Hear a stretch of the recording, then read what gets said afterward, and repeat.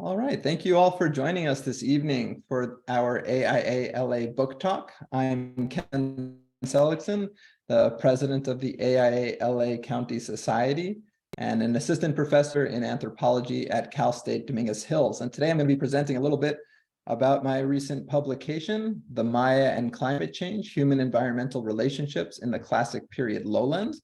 And actually, the official publication date of the book is today, so it's now officially available. Please feel free to check it out. I'm going to provide a very brief overview of the impetus for writing the book and the general focus of the book, and then take a little bit of a case study from there and focus on this idea of collapse and whether it's really the appropriate term for what's going on in the classic period lowlands between roughly 700 and 950 CE, and focus on the issue of burnt lime production in particular as a case study about ancient Maya resilience and proactive approaches to staving off societal breakdown and transformation. So the main impetus for the book, the reason why I decided that I wanted to write a book for a more popular audience, a broader public audience, is that I just kept getting questions from students and family and just friends about what happened to the Maya? And this is a question that comes up a lot if you just do an internet search as well. All these headlines, what happened to the Maya? Are they still around? That's the most egregious version of the question. And so the simple answer to this question is nothing. Nothing happened to the Maya, but also a lot happened to the Maya. It depends on what aspect of the question you're going for. So nothing happened to the Maya in the sense that the Maya did not disappear. There are 7 million plus Maya today. So that's one of the impetuses for writing the book, was showing people that, of course, the Maya culture, Maya people, Maya communities did not disappear at the end of the classic period. One goal was to convey that thinking about the Maya as a culture of the past is very much a disservice to the Maya communities still around and thriving in the present. And the second goal was to really shift the focus away from the classic period collapse or societal breakdown and transformation to the 700 plus years of societal resilience earlier, because a lot of the focus tends to be on the breakdown and transformation of societies, and that ends up doing a disservice to the culture that preceded that period. So I'm coming to you right now from Southern California, but of course the Maya area is in southeastern Mesoamerica. And many people tend to focus on the classic Maya period out of the really, really long trajectory of Maya culture, going way, way back, over 5,000 years. But out of that long time span, a lot of the focus tends to be on this period of roughly 800 years known as the classic period, and specifically on the late classic period, which extends roughly from 600 to 950 or so, but there's a lot of debate about those specific dates. But this is the time period that we know a lot about: the elaborate calendar system, the intricate writing, the beautiful polychrome ceramics and impressive sculpture, and of course the monumental architecture. But Maya culture and society goes way, way back before the classic period. We now know that some of the largest sites ever were being constructed as far back as 1100 BCE, possibly, on the western edge of the Maya area at sites like Aguada Phoenix, where Takeshi Inamada of the University of Arizona and colleagues are working currently. But there are sites popping up all over the Maya lowlands during this time. When we move into the middle pre-classic period, you have monumental centers in the southern lowlands and the northern lowlands, and then in the highlands as well.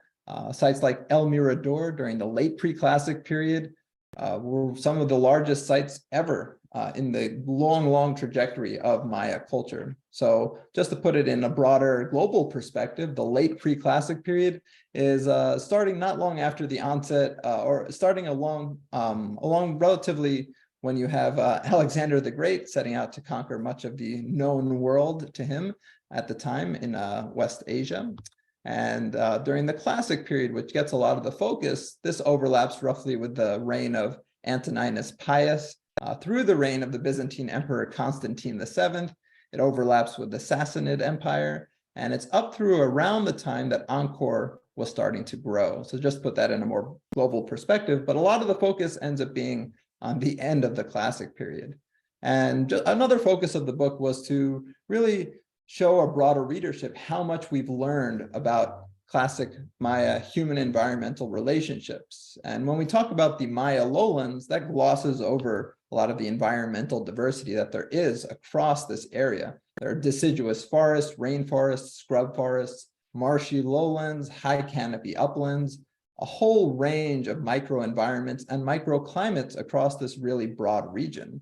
There's also a wide range of annual rainfall stretching from as much as 13 feet of rain in parts of the southern lowlands to only about 20 inches in the northwestern corner of the Yucatan. So to put that in perspective, 20 inches of rain is roughly what LA would get in a very, very wet year.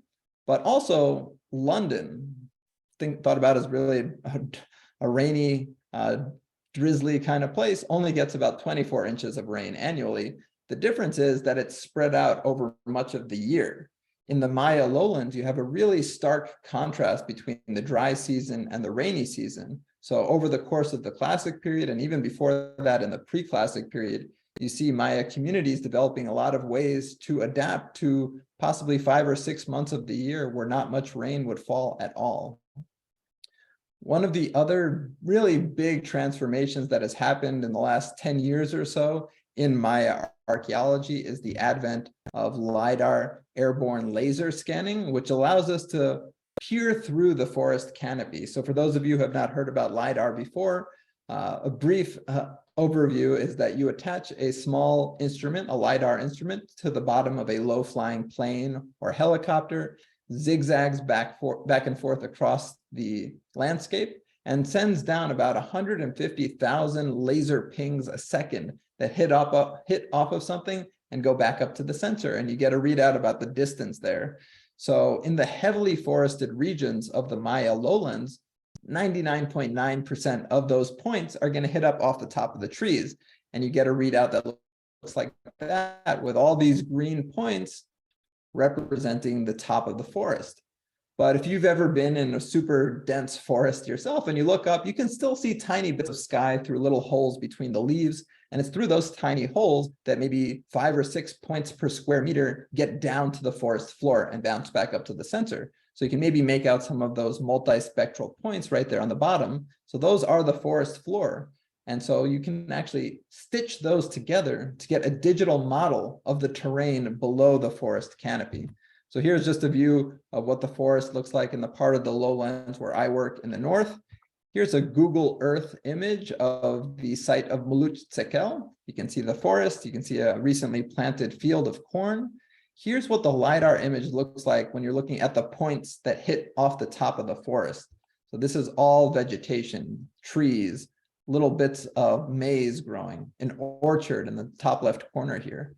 But then if we remove the points that hit the forest canopy and the vegetation and look at the points that hit the forest floor, we see this is there. All of these archaeological features, all of those geometric shapes are human-made structures and platforms, a small pyramid, a 110-foot long structure there, a marketplace area. This is all there below the forest canopy, and LiDAR is really revolutionizing how we do Maya settlement pattern studies, and this has a lot of implications for human environmental relationships. So estimates of population are notoriously difficult, but we used to think maybe 1 million people were living in the central Maya area, central lowlands, northern Guatemala, Belize, about 1,200 years ago during the late classic period, maybe about 1 million. But now with these new LiDAR-based estimates, we might have to adjust that number upward to closer to 7 to 11 million people, which has a really big impact on how we think about humans using resources of the environment. So that's really changing a lot of what we're knowing about human environmental relationships on a broad scale. But also we have paleo-ethnobotanical research advancing in the last couple of decades, allowing us to see a cornucopia of resources that Maya peoples were growing and enjoying. So we all know that the central 3 sisters of the Mesoamerican diet were maize and beans and squash. And just those 3 things together, if processed properly, could serve as a very nutritious base diet. But we always suspected there was a lot more going on with the Maya diet. And now with new technology, new approaches to studying ancient Maya foodways, we can actually see the evidence for a whole wide range of other domesticates that people were growing and enjoying. Things like manioc and other root crops like sweet potato, making up a good bulk of calories. Of course, people were seasoning their food with many types of chili peppers. Cacao was grown in parts of southeastern Mexico and Guatemala and Belize. Guava is indigenous to this region and was domesticated there. Papaya, pitaya, dragon fruit. So many people associate dragon fruit with Southeast Asia, but it's actually a cactus that originates in Mesoamerica. Cashews probably originally came from South America, but may have been domesticated when brought up into Mesoamerica. Amaranth, chaya, a spinach type plant, chayote gourd, tomatoes, tomatillos, fig trees, jicama, avocado, and vanilla. I mean, chocolate and vanilla coming from Mesoamerica. Imagine what ice cream would be like today if not for Mesoamerica. So a lot of advances in what we know about classic Maya farming practices. And also, we know a lot more about classic Maya water management practices, capture and storage. These massive Maya cities were built as funnels to capture and store the water that fell during half of the year during the rainy season. So all these plazas at sites like Tikal, which you see here, were slightly tilted, just ever so slightly tilted. They were paved with a plaster floor that allowed all the water that fell to funnel into these massive reservoirs that were built across the center of the city and then on the edges of the city as well. They tried to not waste any of that rainfall, something that LA could really learn from today, as a lot of the water that does fall once or twice a year gets rushed out to sea. But the 6 largest reservoirs at Tikal combined for up to 64 million gallons of water when full, which is about the size of 100 Olympic-sized swimming pools. But they weren't looking just like this, like big open reservoirs that we think about today.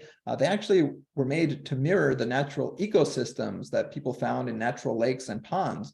So there were reeds, there were fish, and they were so clean that lilies even grew in them, and lilies only grow in the purest water. There was filtering practices using sand, and they were periodically dredged to make sure that they were clean and then could refill. So there's a lot of practices going on there, and LiDAR is now allowing us to see how much people sculpted the landscape with terraces. So this image coming from the large site of Caracol, you can maybe make out those little lines that represent the entire landscape being terraced. And they had known about a lot of the terracing that had been going on at Caracol for a long time. A lot of archaeological work has been done there by Diane and Arlen Chase and Adrian Chase. But now with the LiDAR, you can really see how extensive it was. Looks like pretty much every inch of the landscape was covered with these human-made terraces. And this was not only to capture water, but also to prevent the rainfall from moving all of the fertile soil down away from the hill slopes. So this made this land farmable. A lot more of the land became farmable through human intervention in a very sustainable way. In the northern lowlands, or at least the part of the northern lowlands where I work, people develop these individual subterranean cisterns to capture water. So you have this little opening in the center of a plaza that again was tilted slightly to capture all the water and funnel it into these underground storage tanks. And these storage tanks were excavated out of a softer kind of limestone called sascab, but then the walls were plastered with lime plaster to make them watertight. And so these would fill during the rainy season and be available during the rest of the year, allowing people to live in this region that had absolutely no surface water at all. And for any undergraduates here right now, this could be you getting a first look down into a choltun that had been closed up for about 1,000 years. And so, yeah. But despite all of these amazing adaptations that we now know a lot about, the focus in the popular imagination still tends to go towards the end of the classic period and this period known as the classic Maya collapse. And if you're not too discerning, that just gets narrowed down to the Maya collapse or broadened to the Maya collapse in general. And that's what leads to these questions about what happened to the Maya. So if you use a search engine and say, type in Maya collapse, you'll get things like Jared Diamond's book Collapse, which argues that the Maya committed ecocide. that they were the architects of their own demise. You'll maybe get images from the movie Apocalypto, or all these photoshopped images that make it look like the Castillo from Chichen Itza is actually a volcano and that there are mountains around there. So that's completely nonsense. Or you'll get images of the Aztec sunstone, which has nothing to do with the Maya or the Maya collapse. And then, of course, you'll inevitably somehow get back to theories about ancient aliens. But that's just because people are always intrigued about the idea of societal collapse. We are unnerved by parallels between ancient societies and our society today, and try to work out what we can learn from them to possibly avert our own collapse.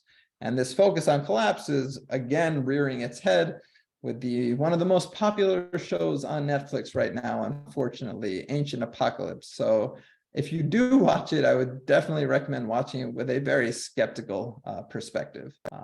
So this idea of collapse, though, for the end of the classic period, I'm not the first person by far to question this title or this term collapse for what happened. When you think of collapse, maybe the word conjures something very sudden and all-encompassing. But when we look closely at what's going on in the Maya lowlands between roughly 750 and 950 CE or 1000 CE, depending on what part of the lowlands you're looking at, you have to think about the time scale here. So if some parts of the lowlands are starting to break down and transform around 750 or 760, and other parts are thriving up through the 900s, even into 1000 CE or beyond, then we're looking at a period of 200 to 250 years. So we have to be very specific about what we're applying the term collapse to in reference to time scale, in terms of geographic scale, which aspects of classic Maya society are breaking down and transforming. Of course, we look at precipitous declines in population as a hallmark of collapse. And there is definitely evidence that a lot of these really large classic period centers were depopulated, some of them very rapidly. So there are definitely parts of the lowlands that you could say were collapsing at this time. We do see the disappearance of certain types of material culture, certain aspects of the architecture, for instance. You don't see these massive pyramid complexes being constructed after the classic period, to the same degree at least. But you do see the survival of a lot of other aspects of classic Maya society. The language continues on, the writing system continues on, the religious, socio-religious system continues on to a certain degree. So, of course, the term collapse is not necessarily a misnomer for what's going on during this period, but you want to be very specific about how you're using it and to what aspects of Maya society you're applying it. So in some cases, decline, fall, breakdown, transformation, transition might be a more appropriate term. Regardless of which term you use, though, it's undeniable that something was going on across the Maya lowlands during this period after roughly 700 years of maybe not stability, but resilience and ecological resilience, socio-ecological resilience, adapting to climatic changes, adapting to the harsh dichotomy between the dry and the rainy season. During this period of the breakdown and reorganization of classic period society, we do see an increase in warfare in certain areas. We see civil unrest as another possible factor contributing to what happened, with maybe a massive commoner class or non-elite class rebelling against the system that had grown a little bit too excessive. You have mega droughts in some areas. We now have pretty clear evidence that precipitous declines in precipitation occurred, at least in some areas of the lowlands. But again, with that environmental diversity, there's a lot going on here. It's very complicated. And punctuating these mega droughts, you have natural disasters. So hurricanes could still roll through after a couple of years of hardly any rain at all. It's always possible that disease could play a role in these massive societal transformations, but that's really difficult to see in the archaeological record. But one of the other explanations that is out there for what was going on during this period was the overexploitation of resources by the Maya. And that's one of the arguments made in Collapse. And among these many ideas about how the Maya may have outstripped the carrying capacities of their local landscapes is this focus on the production of burnt lime eating up forest resources. So now I'm going to turn to a case study specifically about how the ways we've been thinking about burnt lime production and its relationship to resource use might not tell the whole story. And if you look at it from a different perspective, you might actually see that the story of burnt lime production is one of the examples of how Maya adapted to climate change and socio-political changes to survive longer than people may have thought. So I'm going to focus right now on the northern lowlands, particularly on the southwestern northern lowlands, an area called the Pook region. So I work with an archaeological team that's based in the town of Oshkutskab. Osh means 3, Kut means turkey, and Kab means honey or tobacco. So Oshkutskab is roughly a colloquialism for a marketplace. A lot of goods can be found there. And even today, there's a massive marketplace, but it might have been a marketplace from way, way back. And so one of the great things about working down there is the ability to bring students down there and work with us. So of course, 2 years of the pandemic made it very difficult, but finally this past summer, 2022, I was able to go down again with students from Cal State Dominguez Hills, and it was just amazing to be back down there. We work in the Pook region. Pook means hill in Yucatec Mayan. So to call it the Pook Hill Country is a little redundant, but it's an area characterized by a really distinctive topography where you have all of these low hills, whereas a lot of the rest of the Yucatan Peninsula is relatively flat. You can actually maybe make out this semicircle there, a slightly darker green semicircle in the northwest corner. That's actually a ring of cenotes or sinkholes that is the remnants of the outline of the Chicxulub crater, which was caused by the meteor that hit about 60 million years ago, killing off the last dinosaurs, except for birds. But in the Pook region, it's not this flat area with all these cenotes scattered across the landscape. Instead, the bedrock is slightly lifted. It's a slightly older geological formation. And you have all of these hills, roughly 100 to 200 feet high. And between them, you have relatively deep, fertile soil, which would have made it very attractive for agriculturalists who would have moved into the region. We now know at least as far back as 900 BCE. But on the flip side, you have no surface water at all. There are a few caves where you can reach down to the water level, but the water table in this region is so far below the surface, it would not have been accessible through ancient well digging technology. Instead, residents of this region had to rely completely on rainfall. And that's why they developed things like those subterranean storage tanks and also these massive surface reservoirs to capture the water. But people were living there from 900 BC onward. There were dips and peaks in the population, but the really big peak in the Pook region occurred roughly 650 to 950 CE, which is the period that we're seeing other parts of the Maya lowlands depopulate, transform, break down. So again, we're looking at different regions of the Maya lowlands having their own localized timescales and possibly their localized microenvironments that may have played a role in what was going on during this time period. But the focus right now is going to be on burnt lime. So before we go any farther, what is burnt lime? Well, burnt lime is really just limestone that's broken down into small fist-sized pieces, and then it's heated to a temperature of at least 800 degrees Celsius for an extended period of time, at least 20 hours. And that forces out all the excess carbon dioxide and impurities and transforms it into quicklime, which you see here. So that's the gray, dark gray limestone bedrock, which was broken down into these small pieces. And these are bits of quicklime, which is a reactive substance. If you touch it, it will burn your skin. It's looking to react with something, it's caustic. So you just have to sprinkle a little water on it, and these solid looking chunks dissolve into a fine white powder that is burnt lime or hydrated lime or just lime. But this can be used for a lot of different things, including making plaster.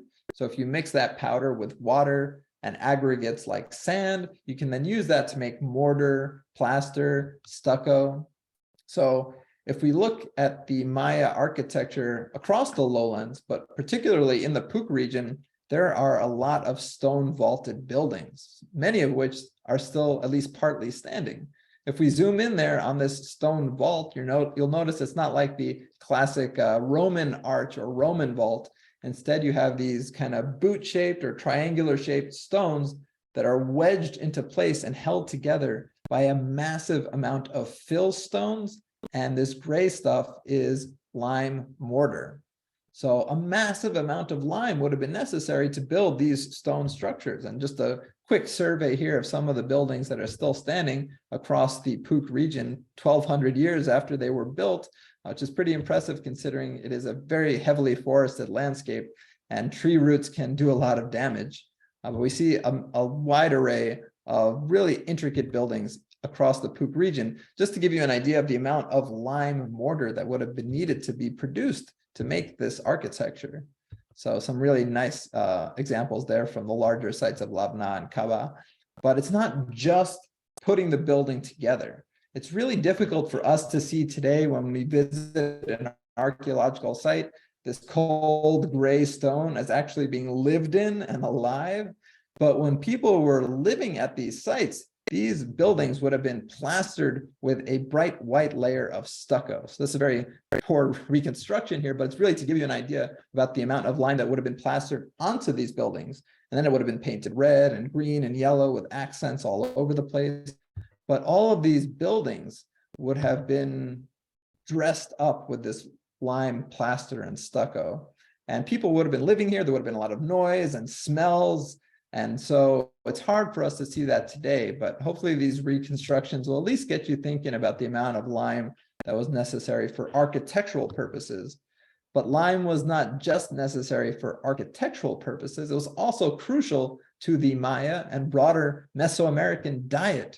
Because if you eat corn, maize, untreated, it's going to be semi-nutritious, it's still going to be delicious, but in order to release the full nutrient capabilities, potential of corn, you need to soak it in an alkali substance like burnt lime. Overnight, usually in water infused with burnt lime, this releases a lot of the nutrients. The Maya didn't know at the time they were releasing nutrients on a microscopic level, but they did know that people that ate corn that was treated with lime were healthier than people that did not. It also made it easier to grind the corn because it broke down the pericarp, the outside of it, and they were able to grind it down into the dough. But on the microscopic level, it was releasing B vitamins like niacin that otherwise would not have been able to be absorbed by the body. So lime was key for making corn the staple crop of the Mesoamerican diet. It also could have been used to help fertilize fields because despite having so much limestone in the region, the soil is actually pretty acidic. And so sprinkling it with lime powder would make it less acidic. And you still might use lime to use in your gardening today to do the same thing. It could also be used to help store food. So it could be used as a desiccant to dry out and preserve things like corn and beans and squash.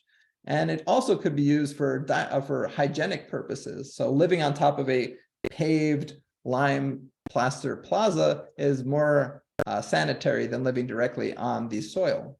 So lime was crucial for so many aspects of classic Maya society. And yet the traditional method of making lime that was witnessed during the colonial period and more recently involved building a massive pyre, a massive stack of wood, placing those little bits of limestone on top of it, and then lighting it from the center so it burned in on itself like an above ground oven and got up to the necessary temperatures. But just looking at these photos of experiments of making lime this way, you see the amount of wood that would have been necessary for these types of burns. And this is what led people to suggest that the need to make all of this lime for architectural, for dietary purposes would have deforested the landscape and really put the Maya in these areas into trouble in terms of not having enough fuel or resources for other things. But at the site where I've been working for a while, in the Puuc region, a couple of years ago, my team and I identified what we think might be lime pit kilns. So working from a very early bit of LiDAR that we got about 10 years ago now, we got roughly the outline here of the western edge of the smaller site of Kiwik. So if we take the LiDAR image away, you can maybe see the structures there of Kiwik nestled into the top west or the northwest corner of this valley that would continue over this way, but we only got a little bit of LiDAR at the time. But amidst the architecture, doing this pedestrian survey or just walking around, ground truthing the landscape, we identified 52 of these interesting looking features that almost look like melted donuts or these pits, this this circular raised bump with a depression in the middle, a round ring of stones on top, and maybe a little bit difficult to see here, but there are actually two of these annular structures, we call them, these ring structures. But we found 52 of them around Kiwi, and during the preliminary survey, we noticed that there's little bits of burnt limestone around the outside. And so for my dissertation research, I excavated a series of these structures and was able to show that they, in fact, were indeed pit kilns used for lime production, among other uses probably, but they're definitely used to make lime, which is interesting because we had not really seen lime kilns used much before. There's some examples from other parts of the Maya lowlands, very scattered evidence, one or two here or there. There appear to be 52 of them at this site. So the question became why? Why are there so many of these lime pit kilns in the Pook region? Was it because by this point in time, during the late Classic or the terminal Classic period, land was not as available, so people weren't able to make these above ground pyres wherever they wanted to? They had to constrict where they were making the lime? Was it to control the production? If you were only allowed to make lime in one place, it was easier to control the resources to do that and who was actually making the lime? Or possibly, were these pit kilns more fuel efficient than the above ground method? So this called for some experimental archaeology. So there had been experiments with the above ground method before, and they showed roughly that you would need 5 to 7 or 8 parts wood fuel to make 1 part of burnt lime out of that. So the best average that was out there was found by Thomas Schreiner, working all across the lowlands in Guatemala and Belize, northern Yucatan, and his average that he found was roughly 5 parts wood fuel to 1 part burnt lime produced. So we wanted to test whether these pit kilns were more fuel efficient than that average. And so my collaborators and I, we set about building a pit kiln modeled on these ancient features that we had excavated. We were not going to use one of the ancient features for the experiment, of course, because that is the cultural patrimony of Mexico. These are archaeological features. So we built one modeled on one of the ancient ones that we found. So we found an outcrop of stone and started excavating into it. We quickly noticed how difficult it would have been to make these pit kilns. We were using iron bars, but the Maya who made the ancient pit kilns would have been using harder bits of stone, chert, maybe hard bits of limestone to chip away at the limestone bedrock. So it took us 2 weeks to make a relatively modest sized pit kiln, not too deep, but did have some insulation, and we built up the walls with the stone that we'd excavated. We also were able to witness how difficult it was to gather the resources for the burn itself, gathering all the wood. We, of course, had the assistance of modern vehicles, which the classic Maya obviously would not have. But then the problem was that no one had actually ever seen a pit kiln used to make burnt lime. Fortunately, one of the guys that I was working with, his father had seen one of the above ground pyres made when he was younger.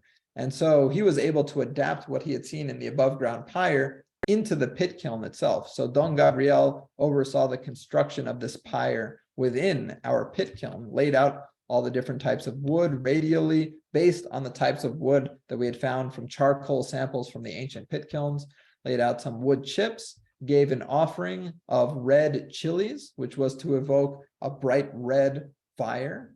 He offered some salt to evoke a pure white burnt lime product, and dried corn cobs to make sure that the weather stayed dry during our burn.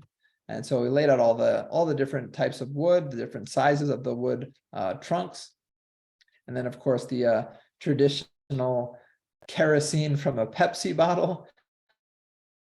So we weren't going for how these things were lit in the first place. We were going for how they burn. So this helped us out a little bit. And then putting the little bits of fist-sized limestone on top of the pyre within a kiln. So we conducted this experiment during February, in the middle of the dry season, to ensure that rain would not interfere with the burn. Some more traditional methods there, wrapping a basketball jersey around a stick and putting kerosene on that and lighting that on fire. But this is how we were able to light the kiln from the side, because it was still pretty shallow. For the above ground pyres, they would put a big trunk in the middle, build the pyre around it, and then remove the trunk and put the fire down into the hole in the middle. But this worked well for us, and then we were able to close up the wall. So about 15 minutes after this, the kiln started burning really well. And about 15 minutes after that, there was a downpour, which happens once or twice during the entire dry season. So we were very unlucky in that regard. It kind of ruined the burn. We got some quicklime as a result, but not too much. So we ended up doing a second experiment, and we had to do it during the rainy season when we were back down there. But this time we were lucky. It did not rain at all during our burn. And I was able to measure the temperature using a thermocouple. It got up to about 930 degrees Celsius and then settled in the low 800s. It burned through the night. And in the morning, we had a nice bit of quicklime produced. And because it was the rainy season, we could just wait a couple of days, and there was a downpour. And that turned this quicklime into nice burnt lime. And we harvested a lot from that pit kiln from a relatively little amount of limestone that we began with. And so comparing our efficiency ratio with the ones from the above ground pyres, we ended up with a ratio of 3.94 parts wood fuel to 1 part burnt lime produced, which is about 20% more efficient than the 5-to-1 ratio that Schreiner found. And this is a relatively shallow pit kiln. So we're thinking that the deeper these kilns got, the more insulation there would be from the wind, and heat retention would be greater. So it might be even more fuel efficient than that. But even if these are 20% more fuel efficient than the above ground pyre method, that would have saved a lot of wood over the course of the year, making burnt lime for architectural and dietary purposes. So from that first failed burnt lime production experiment, when it rained, we noticed that there was a lot of partially burnt limestone as a result. And so that actually looks a lot like those little bits of burnt limestone that we were finding around the ancient pit kilns, which gives us an idea of why there was so much of it. Because no matter how well you try to predict the weather, it's not always going to work out. So that was great. We were able to show that these pit kilns were potentially more fuel efficient than the above ground pyre, which may have been one of the reasons why they were created in the first place. And there were 52 of them at Kiwik alone, a relatively small site. But here's where LIDAR comes back into the picture, because back in 2017, we got a roughly 240 square kilometer LIDAR flyover of our region of the Eastern Pook. And lucky for me, amidst all of the other features that we can see in the LIDAR, we can also see these little pimples. And if we zoom in there, those are clearly these pit kilns. So we have even more than 52 at Kiwik. So there were some that we hadn't even picked up with our ground survey. But if we zoom out to our 240 square kilometers of LIDAR, there are over 1,000 of these in our area alone. And obviously they would not cut off just on the borders of our LIDAR area.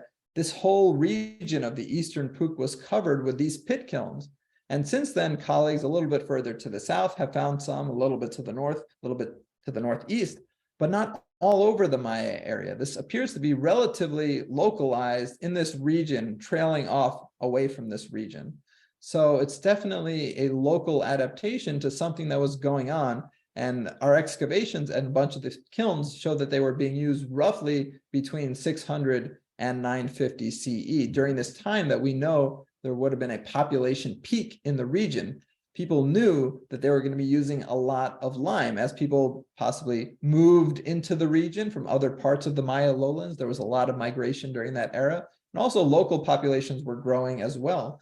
But in order to have a population surviving in that region for that long, you would have had to have a lot of rainfall for sure, but they also took measures to make sure that they staved off calamity too early. But if you're living in a region like the Pook, where you rely on rainfall to just be there, just exist year round, if you have a couple of years in a row without any water at all or relatively limited rainfall, that is not going to make this area livable. So we do have evidence of mega droughts happening in different parts of the lowlands. We have evidence from the site of Kiwik itself and some other sites in the Pook that they were relatively rapidly abandoned, but people expected to come back. They took things like their big grinding stones, their metates, and they turned them on their side. And that means that they were trying to avoid it getting filled up with gunk and things that they wouldn't want to grind corn in. And then when they came back, they would turn it right side up, but they never came back. We found these metates turned over on their side. And also there was a massive new palace that was being constructed at Kiwik that was abandoned mid-construction. You have worker stairways going up to a second floor that was never built. You have a second-story facade that was laid out on the plaza floor that was never put up. So we see a moment in time there where people had to abandon the Pook. They expected to come back, but these droughts may have lasted so long that they were not able to come back to the region. But that's happening possibly in the mid-900s, maybe 100 years after sites like Tikal were largely depopulated. So mega droughts were affecting the Maya lowlands in some regions. Overextended carrying capacities maybe played a role in some other areas. Civil unrest, whether from the bottom levels of society or from the top down, contributed to destabilization in other areas. There was a breakdown of alliance systems, trade networks as this kind of thing snowballed. It's just super complicated. It's very complicated. And of course, people want clear, straightforward answers to what happened at the end of the Classic period. So every now and then, newspaper headlines will seize on a new study and exaggerate the claims, saying something like, severe droughts explain the mysterious fall of the Maya, or did Maya doom themselves by felling trees? Or more recently, how do you know when a society is about to fall apart? Those are catchy headlines. On the other hand, a Leslie Knope style headline saying, many factors contributed to the breakdown of the classic Maya socio-political system. Individual polities experienced their own combination of factors. More research needed to clarify picture on sub-regional scale would not be quite as catchy. So sometimes it's just easier to say, we don't know exactly for sure what happened, and that leads to the mysterious collapse of the Maya. So it's always better to get the full picture there and try to go into the details about what happened. So the research questions that I addressed in that Lime study actually served as a jumping off point for the book. And the book itself focuses on shifting the narrative away from the breakdown of classic Maya civilization to the centuries of socio-ecological resilience and conservation strategies that preceded the collapse, and show how the Maya continued to adapt to climatic changes over the course of 700 years of the Classic period. So archaeology allows for an appreciation of the long arc of human actions and their consequences, and it's important that we carefully choose how we discuss socio-political declines and what aspects of pre-modern civilizations we emphasize. Many pre-modern societal breakdowns are best understood as attenuated declines or periods of reorganization rather than sudden crashes. The so-called Classic Maya collapse spanned a period of roughly 250 years. For reference, the United States is just shy of its 250th birthday. So emphasizing collapse over conservation is a disservice not only to the pre-colonial Maya, but to the millions of Maya living in Eastern Mesoamerica today. The resilience of the pre-colonial Maya is exemplified by the proactive conservation efforts of fuel-efficient burnt lime production technology. The Pook Maya adapted their practices to stave off societal breakdown, and their proactivity and recognition of the importance of taking steps to confront future crises before they're at hand can serve as a model for us today. There's not really many specifics like secret knowledge that we can learn from the classic Maya to help us today. One of the broader things that we can learn from them is that although we might not see the positive or negative effects of our actions as soon as tomorrow, this should not discourage us from taking collective action now to augment our own socio-ecological resilience. Thank you all for being here this evening. I hope you enjoyed a little overview of the book and some of the lime production research in particular, and I'm very happy to answer any questions that you have about any of it.